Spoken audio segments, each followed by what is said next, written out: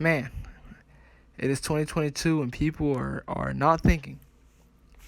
There's a list that has came out with the best, college football coaches, in the sport right now in terms of Power Five. So, a guy like Luke Fickell, who's made a college football playoff, he's not gonna be on this list. A guy like Marcus Freeman, uh, because Notre Dame is independent, he's not even gonna be on this list. Or Brian Kelly when he was there. But in terms of the top six, they came out with the best coaches that are in the Power Five conferences, and number one is Nick Saban. You're not going to get a debate out of me. This man we went toe-to-toe with him, obviously, defeating him in 2014, but he has a lot of national championships. He has a lot of national championship appearances, multiple, college football playoff appearances. I have no, problem with him being number one. Number two, you have Kirby Smart. I have no issue. Well, I kind of do have an issue. I do believe that Dabo Swinney is a better coach. Dabo Swinney is third. I know maybe it's recency bias, with Kirby Smart winning. That's why they have him ahead of Dabo Swinney. But I'm taking Dabo Swinney over, Kirby Smart. He's had longer success.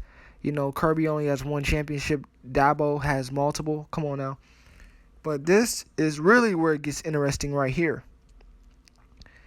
Lincoln Riley is ranked the fourth best coach in terms of, Power 5 coaches.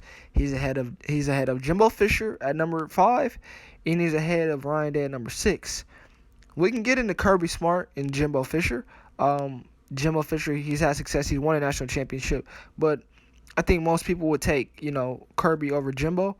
But you're taking Lincoln Riley over Jimbo Fisher and Ryan Day? Lincoln Riley has never, ever been to a national championship, ever, in his life. Ryan Day has multiple playoff appearances. He went with Justin Fields, and obviously, he went 2 straight years with Justin Fields, and then he obviously went to a national championship, and obviously losing to Nick Saban. Nothing wrong with losing Nick Saban, but come on. Ryan Day has produced really great quarterbacks. Now, the argument can be made that, Lincoln Riley, he hasn't really developed a quarterback.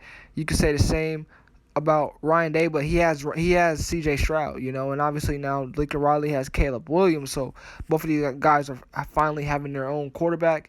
You look at, under Coach Day, he had Justin Fields. Justin Fields transferred. You look at Lincoln Riley, he had Baker Mayfield. Baker Mayfield, a guy who transferred in. Jalen Hurts, a guy who transferred in. I think Kyler transferred. I can't remember. Kyler was a walk-on, though. Kyler was definitely a walk-on. But Lincoln Riley is not a better coach. He has not had more success than Ryan Day at all. I don't see how people would think that Lincoln Riley is a better coach. You have to get to a national championship before I can put you ahead of a guy that went to the national championship and who's had success and has been more reliable in the college football playoff, even though you've been there multiple times. I think he's been there more than Ryan Day. Now, Jimbo Fisher has never been to the college football playoff, which is a point, but he does have a national championship. You have to respect that. Lincoln Riley has never been to that.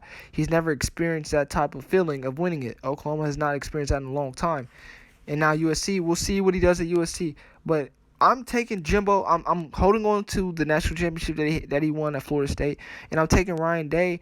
He's had more success in the college football playoff, and he's played, in the national championship game.